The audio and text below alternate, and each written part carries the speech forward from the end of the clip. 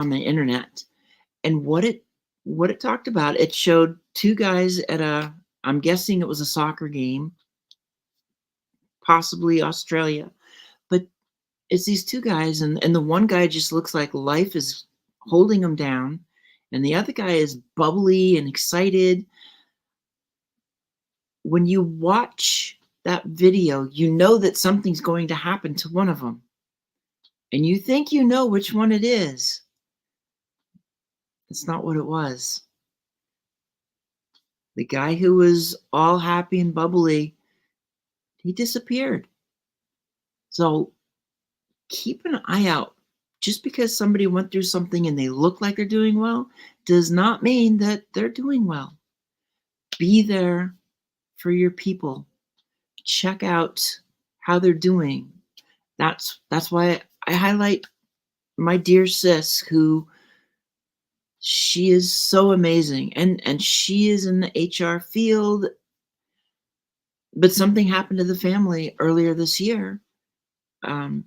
You get medical problems, and you're doing everything you can to get through, and the face is great. However, they're still going through stuff. It's like you can't stop saying, "How are you doing?" right after something happens, because they still live with it. And all of us are so good at masking. So think about those around you. They may be wearing masks. Be there to say, "How are you doing?"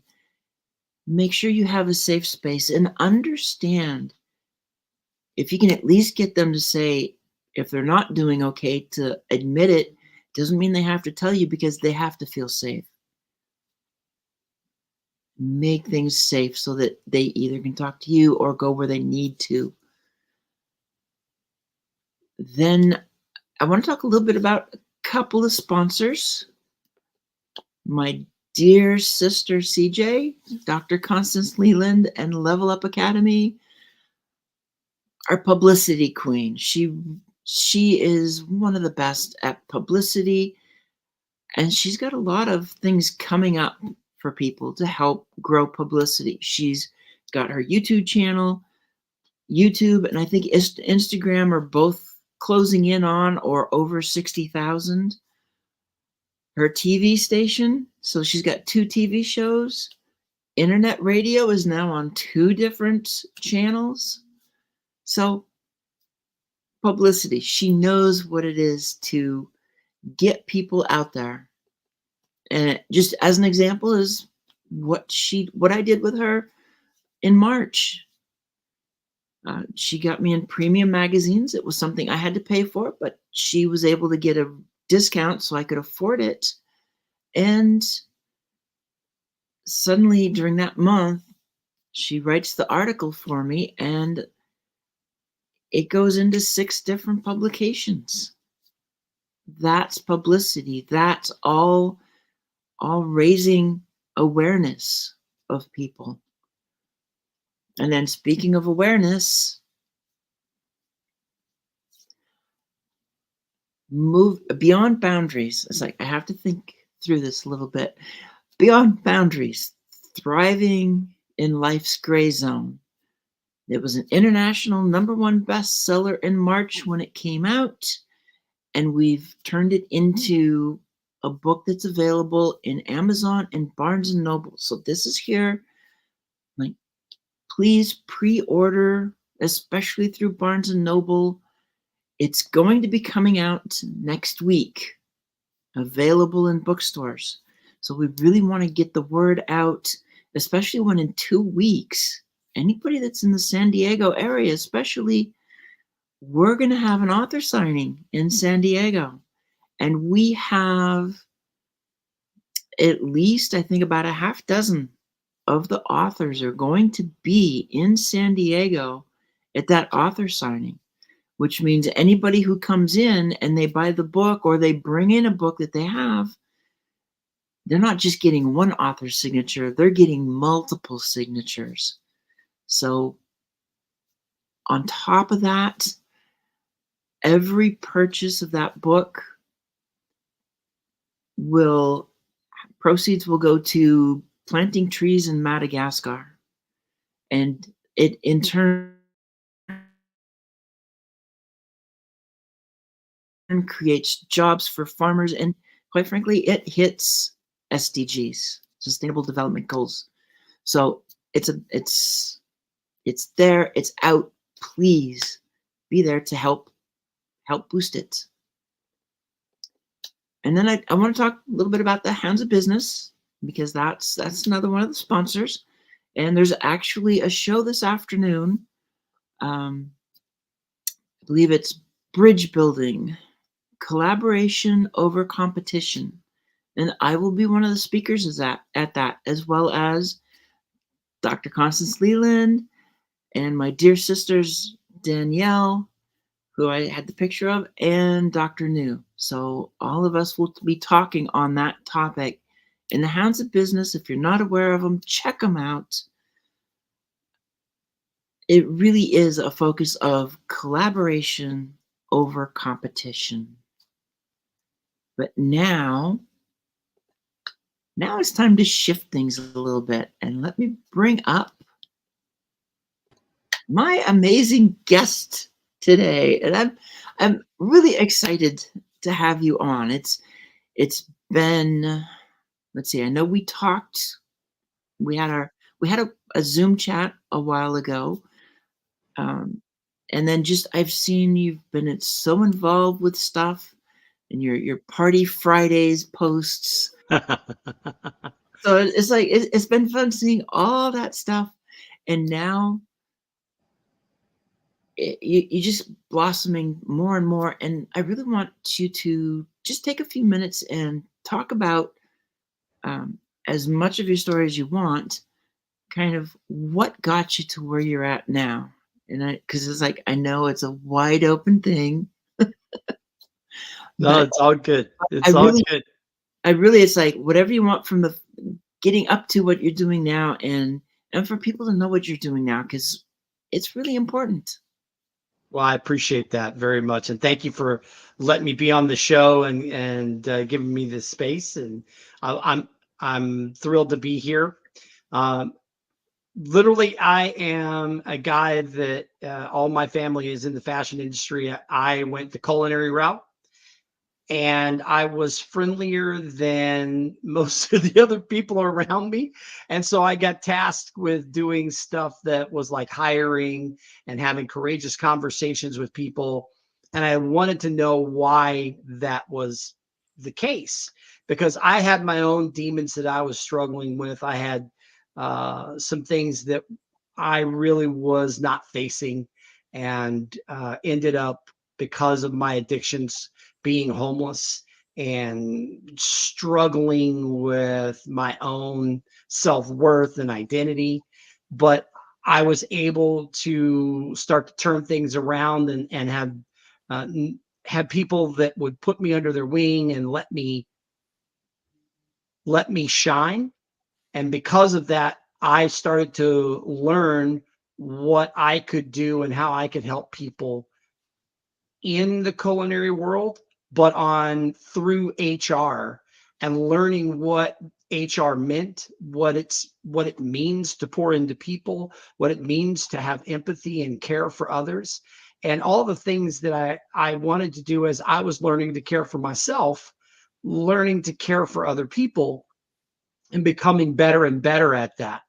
And so I ended up creating my own HR company, and that company only works with social good entities. And I now in 2022 formed a 501c3 charitable nonprofit called HR for You Incorporated. And what we do, the mainstay of what we do, is to help people understand at all different levels of leadership how pouring into people and caring about those on your team and paying living wages to those individuals, how that affects your bottom line, how it creates the environment for you to retain people longer and to make better profits and to have a sustainability within your company that develops incredible cultures. We have over 80 partners in 5 countries, and we are continuing to grow. And our most aggressive program we're trying to get off the ground by the end of this year, called Transformation Kitchen. And that's taking all the things that we do from an advocacy route and putting boots on the ground to teach culinary skills, life skills, power skills, and give holistic well-being checks to underserved communities, primarily that are in reentry, that have been incarcerated and now are free and are trying to figure their life out, and people that are moving through their addictions. And while they're going through the training themselves and learning to earn a living wage, they also are helping us feed the food insecure and the food deserts that are around us. So it's an incredible program that we're working with different people to try to get off the ground. And that's why I do what I do, because I started out in that same route where I was lost, and I would put myself in boxes. I put my family, my friends, the society, workers put me in different boxes, and I had to learn how to get out of that. I had to learn how to move through that, like from boxes to butterflies, come through that whole phase and journey. And I'm still working on it. Even at my age, I'm still working on it. I think it's a constant thing that you do, that you learn. There's never, as Einstein says, you're either constantly learning or you're dying. And I think that we are at that place that I understand, if I want to leave a legacy of change, that I've got to be okay with me, and I've got to keep pouring into other people so that we can create that. Well, and what you just said there is starting with ourselves, because we aren't going anywhere if we can't have that belief and love of ourselves. That's why we get stuck in those boxes. Right? But then the other thing I like too, the way you were describing the workplace, to me, I will describe it in the term of belonging. So I see it. I see them both as being essentially very similar. I won't say exactly the same, but that when people, when they feel like they belong, when they feel like they're valued, I take that approach more of, it allows them to drop the walls, engage more, and collaborate, put ideas out there more than if they don't feel safe and they feel like they have to keep putting mortar on those walls that are protecting them. Uh, and at the same time, that's when, like you said, when they're happy, when you've got them in the workplace, showing the organizations that that is actually beneficial to the bottom line. When people feel like they belong, when they engage, they're more apt to stay. And what's one of the biggest costs Oh, of a company? yeah, Retention. yeah. People in the entirety of the personnel chain, from hiring, onboarding, training, and then retention, all of that journey is incredibly expensive. Mhm. Incredibly expensive. From fast food to, the C-level jobs, it is time consuming. It involves multiple people within your company, and it is incredibly expensive.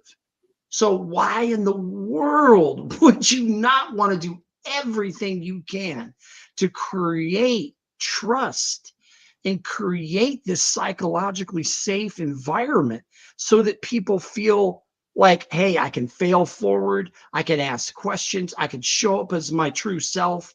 I don't have to Mhm. lie on those engagement surveys. I can be who I am, and they're going to ask me what I need, and they're going to care about me as a human being. I'm going to want to stay longer. It's proven over and over that it's not necessarily about the money. That, like, money was like, depending on what survey you take a look at, money was like third, fourth, fifth. Being valued and cared Right. for as a human being is like right at the top. I Well, want to I want to matter. and I've seen a number of surveys over a Deloitte, and then I think it's JobStage is the one I've gone to a lot from. I can't remember if it was earlier last year still, or if this was 22, but they're all these surveys over the past few years are still showing the same thing. It's like 3 out of 5 of us are masking ourselves, are covering ourselves in the workplace. That means we're not safe. That means we're doing something. For many, it's like we're trying to fit in instead of be ourselves.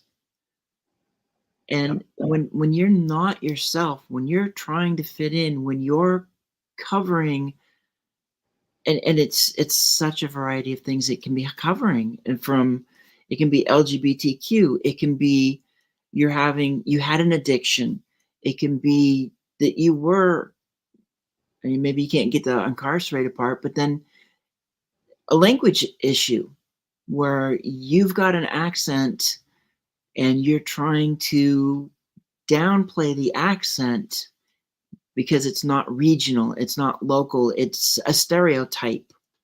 And this doesn't have to be international either. Right. This can be, they can be that Southern belle who's like the smartest person in the room, but some people, when they hear that accent, they've pegged her as something, stuck her in a box, and painted her as something she's not.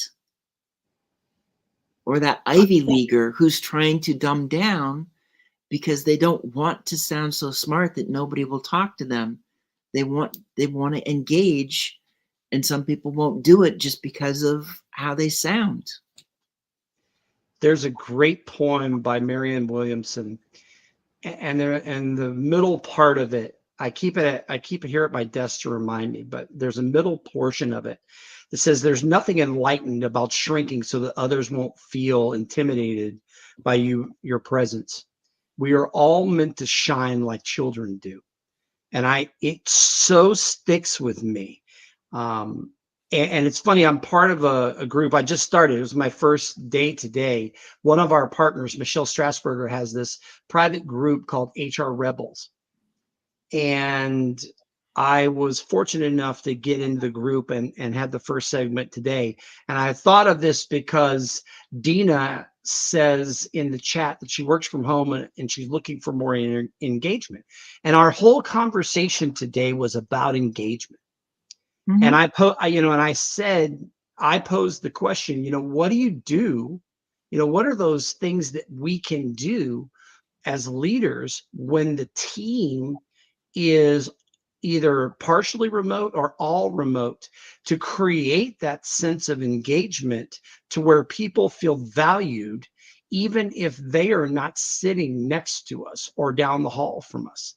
I think it's a great question, Dina, and I think it's a great thing to bring up, because as leaders, no matter where your team is or no matter how your team sounds, my wife is a Southern belle from South Carolina, and she gets that all the time. And I'm doing a terrible job of her accent, but I'm from New York, but I don't sound like I'm from New York because I've lived in so many different places. But yes, our biases, our stigmas, the barriers, the boxes we put people in, how we formulate walls, and we create Yeah. these places where people can't move past that. We do that to them, and we do that sometimes unconsciously, but we need to work through it, and we need empowered and empathetic leaders that understand how to get people to work together and to learn and grow together and to collaborate together in a positive way, so that people are engaged and so that people feel like part of the team, even if they're 1,000 miles away from everyone else. Yeah. Absolutely, Dina. You reach out to me. Yeah, she's a sweetheart. And that's, I mean, even when I look at it and I talk about it, it's the whole idea of move beyond boxes and shine, is to stop, to take back control, because that's a lot of what it is too, is that when we're stuck in those boxes, it's because somebody else has control, whether they've taken it or whether we gave it to them. And even if it's our own fear doing it, and finding those ways, this is what the leaders in the organizations need to be able to do as well, is find the ways for people to feel safe, to start opening up, safe to be themselves, and to understand that when your organization is safe for people to be themselves, that doesn't mean they're going to throw out their dirty laundry, so to speak, right away. Yeah. It just means they don't want to be afraid of what they have to deal with if somebody else finds out. To have somebody walk up and go, I hear that you are this. And if you're afraid and you're closed off, it's like, who said that? What are you talking about? And it's all nervous. Whereas if you can drop those walls and you feel safe in the space, you can just look the person in the eye and go, well, whether it's true or not, it's really none of your business. And just let it go and be yourself. Yeah, there's something to be said about having barriers as well. There's nothing wrong. I mean, even part of being safe and feeling safe yourself still is about having boundaries and having I'm not barriers. I said barriers earlier. I meant boundaries, but having the boundaries to say, you know what, there's so much that I'm going to share in this space and in this context of my life until I am more comfortable, or until I'm more Mhm. comfortable with that individual. And that takes trust and time. It takes the ability for you to see how people react and respond and treat you on a consistent basis. As leaders, we have the responsibility to be that forefront of shining that light on a daily basis. If we're not, we're failing. Right. We need that consistent basis. We need to open up. We need to open up the workplaces and just drop those barriers and let people. I like the idea of just let them shine, because they've got so many ideas that are going to help organizations. It's like I keep going back to that, but it's just something it's in my thoughts all the time when it comes to the business and finding that business case of why we need to be able to remove masks in the workplace. Great. Absolutely. And I love that, because I think, you know, the more we take time to learn what people need and how they learn, and um, ho- give them the opportunity to grow as they want to. Right. I have a great hat, and my wife has the company T-shirt that says "Bloom where you are," and it spoke to both of us at the same time. I'm a big hat guy, so I took the hat, she took the shirt, and we love that. We posted about it. It goes crazy, but it really does matter. Some people are not meant to be managers. They don't want to be managers. They don't want to be leaders, but they want to still matter. They Hmm. still want to matter. They still want to be valuable. They still want to care. So bloom how you are, and leaders need to be able to give people that ability to do that, to shine as they are and allow them to show up. And that only happens through consistency in being empathetic, consistency in showing up, consistency in having a caring personality, and having that empathy shine through the work that you do. So, Well, and you said something else there too. It's understanding how really understanding how people are.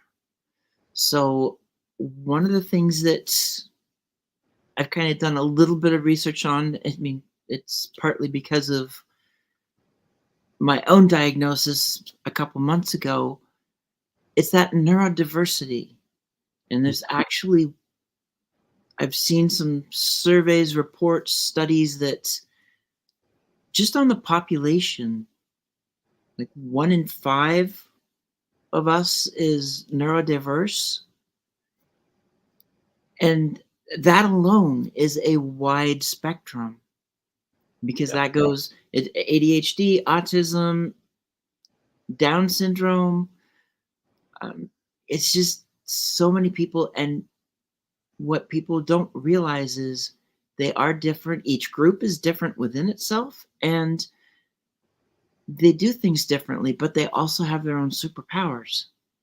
And when you take somebody with that falls within that, sometimes they just need that um, a different time for work. They need flexibility for their work. They need they need a little bit different workspace. And some people will. I know there's some leaders that will sit back and go, "Man, this is expensive. We can't afford this. We need non-neurodiverse people." And it's like, no, actually, you need the neurodiverse because that may be the only person that can see this solution to this massive problem you've got right now that could bankrupt the company if we just want to take it to extremes. Yeah. Well, when I was a kid, we didn't call it being neurodiverse. Whether you have I 80, know. ADD, OCD, ADHD, you're autistic, where no matter where you are on the spectrum, no matter what we say now, and some of that is a box that we're trying to put people in, but the other part of that is as well that we are trying to do a better job in society of recognizing that people are different, not less. And I just put this in the chat. I have a buddy, Joel Felsenstein, who runs a beautiful organization in the UK called Rockstar X. And he is autistic and neurodiverse himself. And he teaches kids through the power of music how not only to move past awareness, but into how do we do a better job of incorporating the autistic and the neurodiverse people into workspaces. How do we make that happen? And so he really, I mean, it really resonates with me because I am considered neurodiverse because I have a litany of different things that, it's like, okay, check, check, check, check. But I look at it as we are different, but we're not less. We approach things in a different way. It's kind of very similar to what you're saying. We approach problems in a very different capacity. We do things that other people can't do because of how we approach and how our problem solving skills and our abilities align with our presence. So Right. anyway, it's a great way to look at it. Companies need all types of people from all different backgrounds. That's what diversity is all about. That's what Exactly. diversity is all about. Well, and that's why I like the word belonging, because to me, it covers the DEI aspects. If people feel like they belong, then everything is pretty much covered because they will feel safe. Belonging is really feeling safe in an organization to be your authentic self, which means you get to use your superpowers the way that you have the way that you need to use them. If you need your schedule altered a little bit because you think better in the afternoon instead of the morning, work to their strengths, adjust schedules to people's strengths, and see how much just blossoms right there. What can happen? Yeah. Play to people's strengths. You know, that's those are the most astute leaders when they surround themselves. I guarantee you, the leaders from Apple, when they talk, everybody talks about Steve Jobs, and they have all these quotes. He absolutely surrounded himself with people that were brilliant. And Mhm, even I've got 2 books behind me from a guy named Guy Kawasaki, who was the kind of the marketing guru behind Apple back in the day. And he tells the story of it was difficult to work with some of these guys, the ego, the hubris, everything, but they didn't forget that they surrounded themselves with these great people and asked them to do incredible things and held them to really high standards because they did the same for themselves. And through that mentality of driving yourself and driving others in a common mission, vision, and goal, you really have to be able to find unique people that don't just say they like what you're doing, but really believe and want to be part of it. There's a yeah. difference. Oh, So there's a huge difference. yeah. We don't need a world full of yes people, because that just I think we've seen enough examples of too many yes people. Nothing changes, and nobody learns. Now they're almost they're some of those organizations, and I'm thinking of one off the top of my head that was like a big flash in the pan, and they blew up, and then now they don't exist anymore.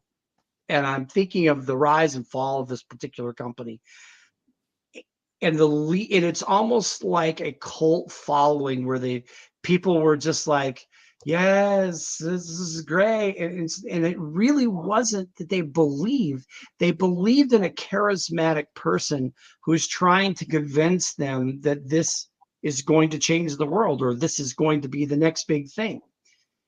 There's a difference between that mentality and then being within a company where you make a positive difference, that you show up as yourself, that you have an impact, no matter what level of that impact is, you have an impact, and that the people around you, no matter what the level is, that they are all pouring in together to create something great. There's a real difference between those two scenarios.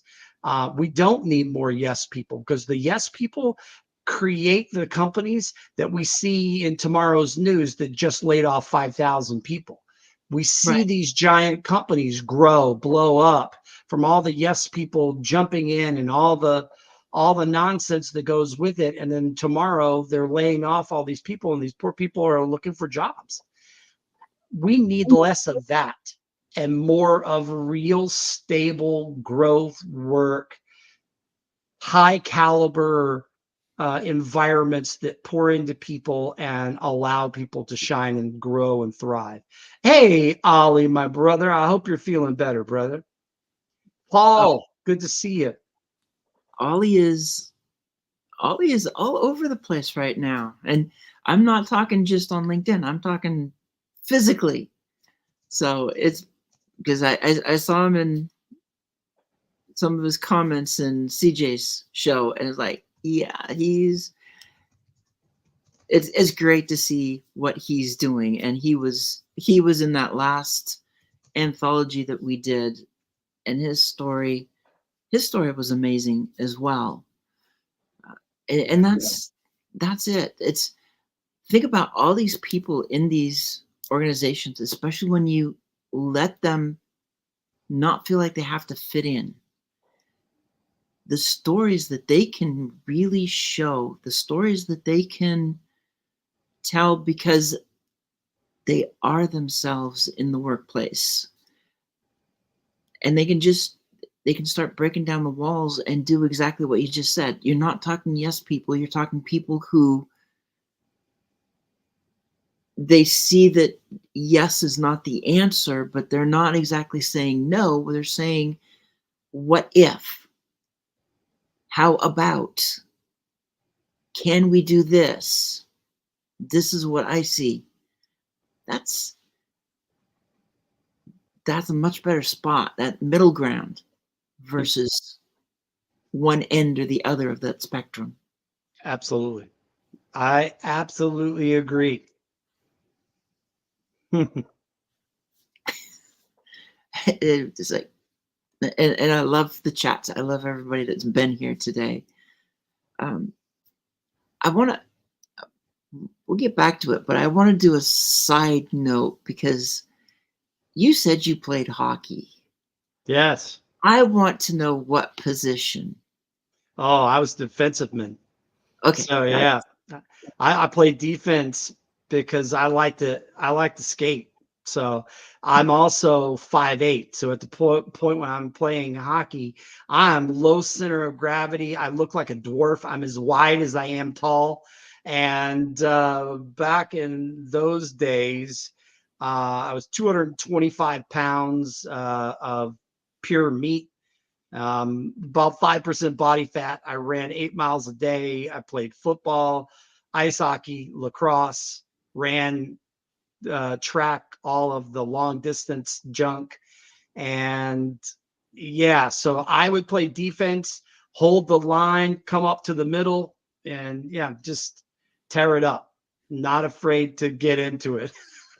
well, okay. I was kind of guessing that was probably where you were, was defense, because quite frankly, everything I'm thinking of in terms of when I say it's time to break the walls, bust the walls, break the boxes, Yep.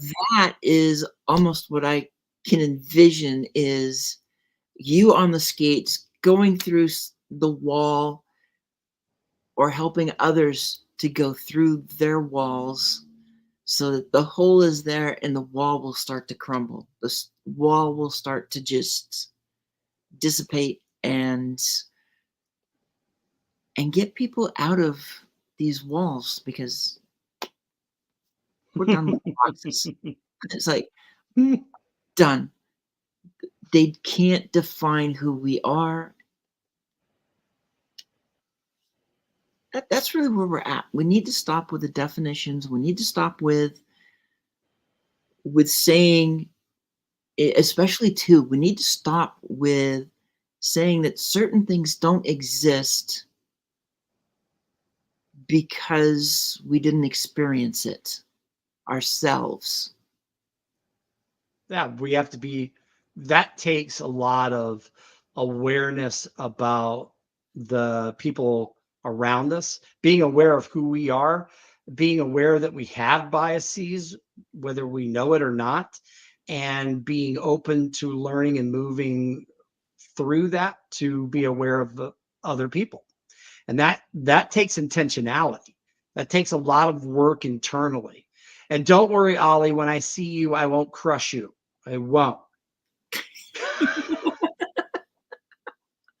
Yeah, but that's something too. Because I've run across. I see it all the time. Whether it's people I've run across, whether it's things that you see in the news, where it's like this doesn't exist. It's not that, and then I know other people, and I've had some of these where someone will say that doesn't exist, and I go, well, I've experienced it. I know it exists, and It other does for people me. will do it It too. Exactly. Our experience should count for more than somebody else's supposition, what they think but have never experienced. We experience life differently. Twins experience life differently. absolutely. And so these it's just more boxes to let go of. And it does, I can see where it plays a role in the workplace because people are thinking you should be able to do this. I could do it this way. You should be able to do it this way. But we're not the same.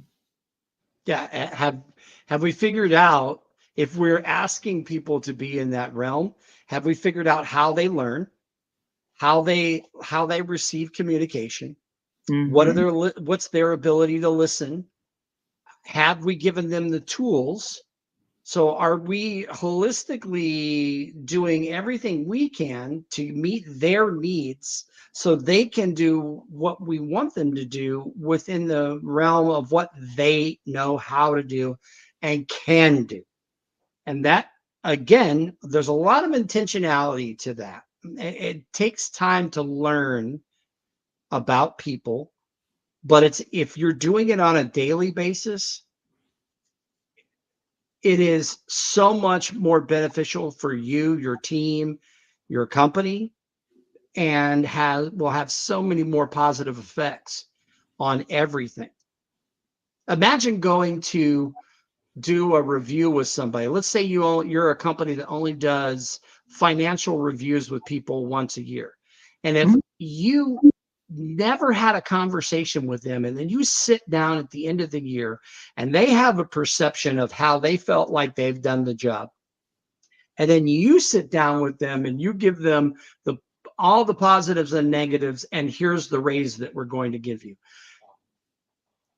How in the world is someone supposed to accept that and feel good about that, even if it's a decent review, because you said nothing during the entire year in the course of their work?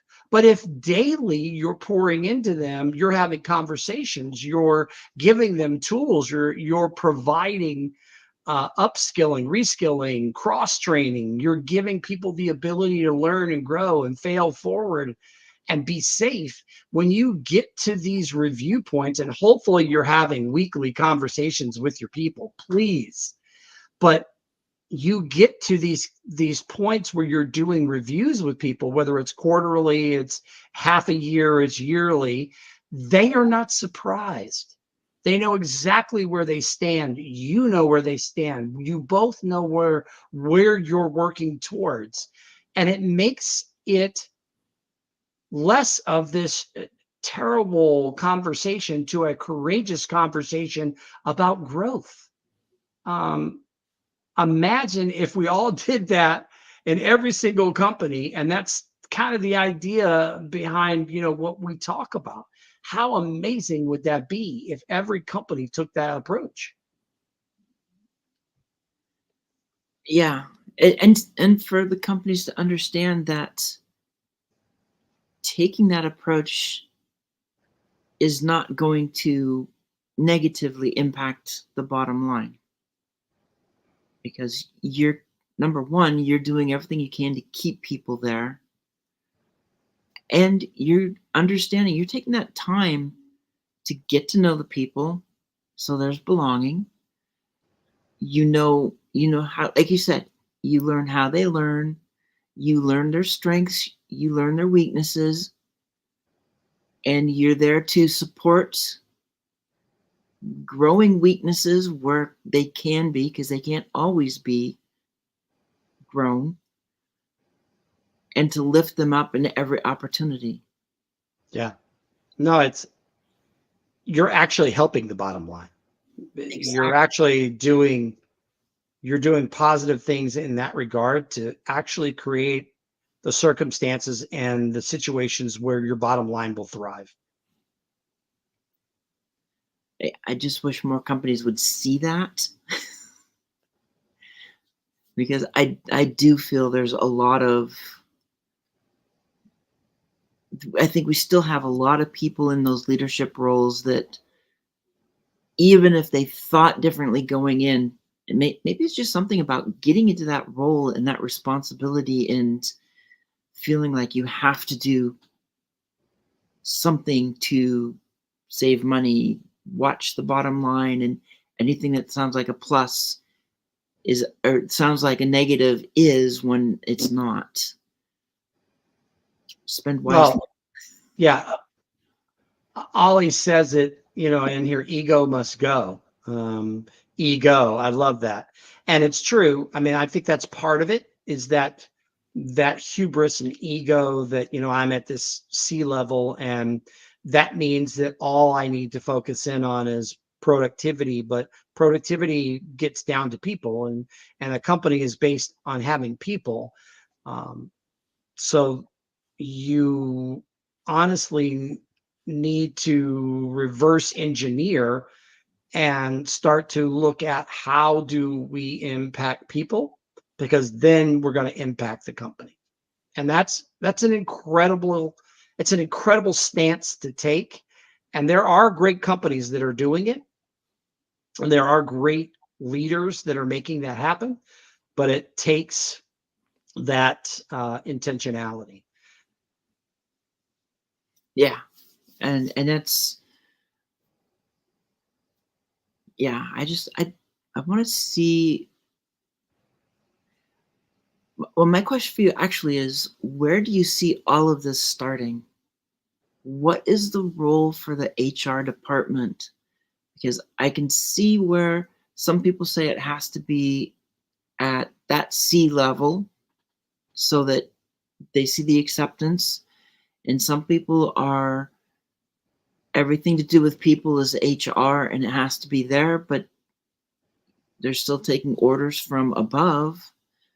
How would everybody integrate to really work with finding how to create a more belonging atmosphere? Well, I think you said it. I mean, you actually said it in the question. It has to start from the top. You've got from the top to the bottom and the bottom up. Everyone has to be on the same page. Everyone has to be in one voice. Everyone has to be respectful of each other and understand their roles. And HR is not, should not be just a barrier carrier. Like we're going to be this entity that sits here in the middle and protects the employees from the leadership and the leadership from the employees, and takes care of all the problems that arise between that conflict, and holds courageous conversations all the time to calm people down. HR should be incorporated as an existing entity that's part of the flow of everything that's happening, and is working from the time we're looking at building policies and procedures and hiring people, to onboarding, to incorporating great work culture and doing the things to pour into people, and the one-on-ones and the daily integrations and communication, and how we communicate and how we follow up with people. All of that is everyone's responsibility, and HR should be, really, in my mind, the administrators of helping it to happen and being that guiding force that helps each person within the organization thrive. Um, and that, to me, is a great place to be. Hello, Dr. New. Hello, Danielle. Great to see everybody. And I like that too, because it does create that more teamwork, and I think that would allow the HR as well to be the one to help facilitate and be able to do the workarounds for people, to understand what certain people need so that they really can work at their most optimum. Yeah. That really, to me, is where HR shouldn't just be a place where all the problems come. Um, so Yeah. There's another narrative that needs to be shifted. yeah, there's, you want to talk about somebody having burnout quick. If everything you do in an HR role is just putting out fires and having courageous conversations about he said, she said, and spending your time with EEOC claims and everything, I mean, good grief, you're just going to be like, goodness, you're going to be fried real quick. It's another, in many ways, and I get it. In the business world, there are some places that they need to have at least their mini boxes, because that's, you can't get beyond some of that, especially a company that's got multiple arms. They have to be able to control some stuff. But that's a box that needs to go away. And there's a lot of these boxes that just need to just go away, because boxes create the narratives. It means somebody has a narrative for whoever's in that box, for whatever's in that box. Now, a program may have its own box because it's a specific program. I think back to an organization I worked in, and you kind of had your different boxes in terms of programs because that was the container of taking care of the client. But that's a whole different thing than all the activities and the relations within the company. And so being able to break those boxes so people can feel free to talk with each other, to exchange ideas, and to remove some of those narratives, some of those stigmas of don't talk to HR, because anything you say can and will be used against you in the court of the company. Yeah. That's that whole don't tell, don't tell, or don't speak, don't Ask, don't tell. don't ask, don't tell, just that mentality, that old school mentality of you can't show up because you're going to be afraid of repercussions and punitive action. That does not build a place of trust. It does not build a place that is going to retain people. And then again, we just went right back to something we started with at the beginning, is if you want to help the bottom line, you want to retain the people. If you want to save money that can then be put back into the organization for growth, for lifting wages, then open it up and have people feel comfortable there. It takes intentionality. It takes a lot of work. It takes daily effort. Yeah, but when you get the right people in those roles, it makes it actually easier. Absolutely. Absolutely. And that's one of the things I just